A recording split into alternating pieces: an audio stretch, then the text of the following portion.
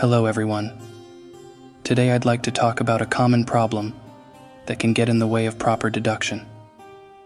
The problem is that we're often in a hurry to find answers.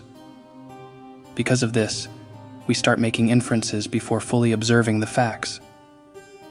We might see something and immediately try to figure out what it means, without waiting to look at everything else. So, why is this a problem? When we rush to conclusions, we might make mistakes, miss important details, or fail to connect key points needed to solve the puzzle. What's the right approach then? It's simple. Take it step by step. Start by observing. Pay attention to the details and note them down, one by one, without making any guesses.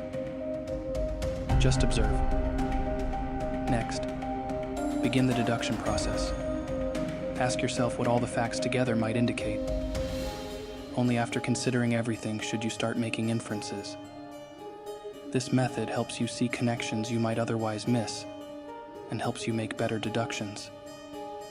When you rush by observing one detail, and then immediately making an inference about it, you might end up with a distorted picture instead of a clear one.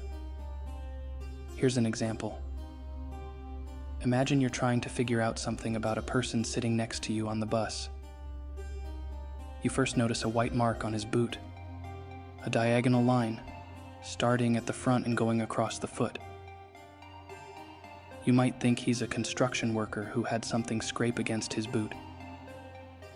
Then, you see his hands are clean, but there's white powder under his fingernails. You might conclude that he's a manager at the site who scuffed his boot on his way out. But if you had observed both details before jumping to conclusions, you might think differently. Maybe his hands are clean because he's finished work, but the white powder suggests he was working earlier, possibly carrying the object that scuffed his boot.